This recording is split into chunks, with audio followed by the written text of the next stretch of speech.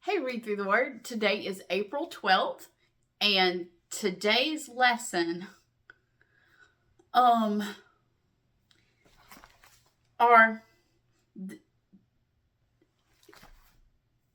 no blacksmiths. That's just the easiest thing. So I have picked a section to talk to you about that will really, really, really help with an understanding of something that's coming in 2 days. So I do not teach on the day that we handle David and Goliath. I did teach on that in 2021.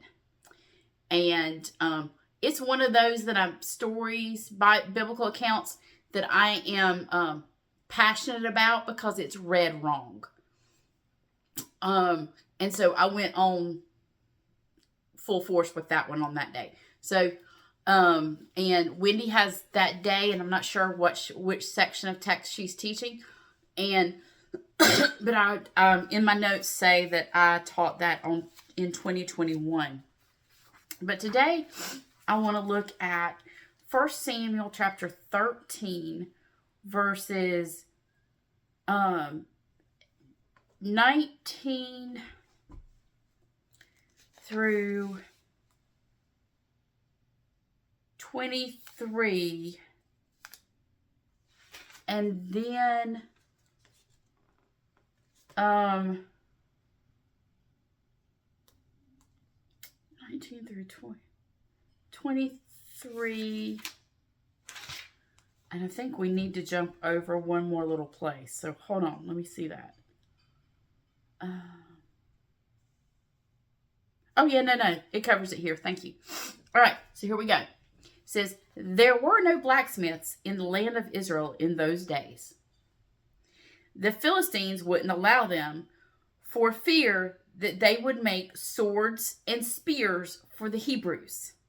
So whenever the Israelites needed to sharpen their plowshares, picks, axes, or sickles, they had to take them to a Philistine blacksmith. The charges were as follows: 1/4 of an ounce of silver for sharpening a plowshare or a pick, 1/8 of an ounce for sharpening an axe or making the point of an ox goad. So on the day of the battle, none of the people of Israel had a sword or a spear except Saul and Jonathan. The pass at Micmash had meanwhile been secured by the contingent of the Philistine army. Okay, so we are still on the tail end of the cycles in the book of Judges. And the last one to overtake them had been the Philistines. And so the Philistines had come down so hard on Israel that they didn't even allow, there were no blacksmiths. And you're like, okay, there were no blacksmiths in Israel in those days. That's it. Okay, this is the hugest setup you've ever seen for what's coming in your reading in 2 days. So, I want to talk about it. So, the confusion of, there's no way of getting around. I'm going to have to talk a little bit about David and Goliath. So, this is set up to get us ready. So, there's this huge battle coming between the Philistines and the Israelites. And I think when we get there, and we always talk about, go listen to my other lesson, listen to what Wendy's got to tell you about it too, that it's about facing your giants, and you can do with whatever small things you have. And all David had with those little old stones. Well, my dear friends, that's all anyone in the army had was stones and rocks and sticks. No one had a sword, except for 2. There was 2 swords in the entire army. 2 swords in the entire army. 2 swords in the entire army. Saul and Jonathan. So later, when Saul tries to hand stuff to David, he's like, no, I don't want all your stuff. But that's the only swords that the entire army has. Okay? So we're missing something huge here with our reading. So it is that when we go into our reading, we assume we know things, especially if it's a well-known story. I mean, all Bible story, everything in the Bible should be well known by us. But this is the one like everybody knows. David and Goliath. Even if no one's ever opened a Bible, they know of David and Goliath. So, we don't pay attention to how things relate. A lot of times because of our chapter and verse things, it messes up with our reading. But we skip over sentences like, in those days there were no blacksmiths in the land of Israel in those days. And then we don't even pay attention to, there's only 2 swords. And so we're all in awe that David's able to do what he does when all he has is stones and a slingshot. That's all anybody in the army had. That's all anyone had. No one had anything except for Jonathan and Saul. No one had anything. So this is the conditions in battle, on the battle, before we get to David's battle with Goliath. But it was the general, this is what it looked like to be in the army during the time of Saul. You didn't have a sword. No one did. 2 swords for the whole army. So, how in the world did they fight any battles at all with 2 swords in the whole army?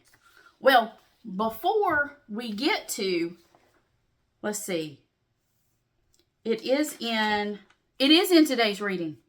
So in today's reading, so once you get to 14, it says that Jonathan and his armor bearer went off to fight the Philistine garrison with 1 sword, since nothing can hinder the Lord from saving by many or few. It is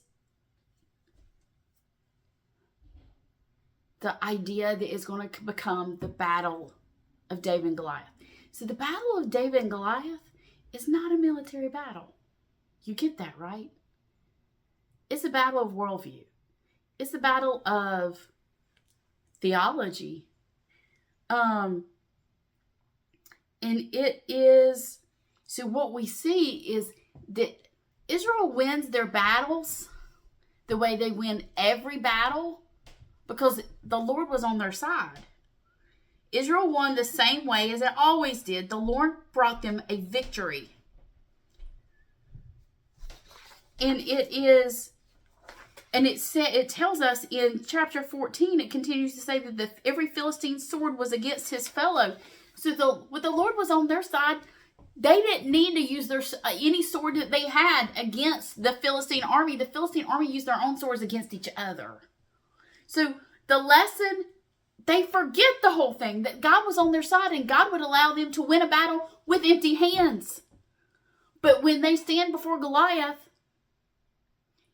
they're going to stand shaking in their boots because all they see are their empty hands. That's all they see. They forget who God is. There are limited swords in Israel.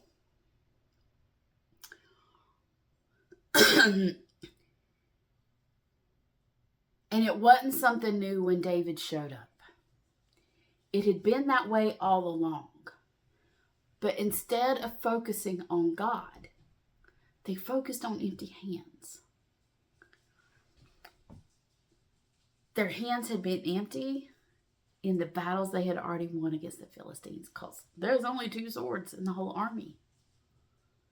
So the idea that there were no blacksmiths in the land, hold on, I flipped my page. There were no blacksmiths in the land of Israel in those days is huge. Because you hear that before they go through these next battles, that they win. They win because God is for them. But they quickly forget that. And there's a whole lot more theology to that whole battle. But I think it's a reminder to us to pay attention to those verses. Every single word in the Bible matters.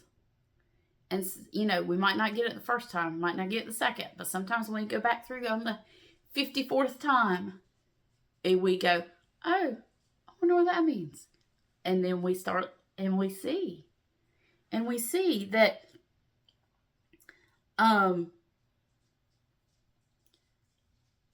it's just a very interesting thing for us to look at as we continue reading.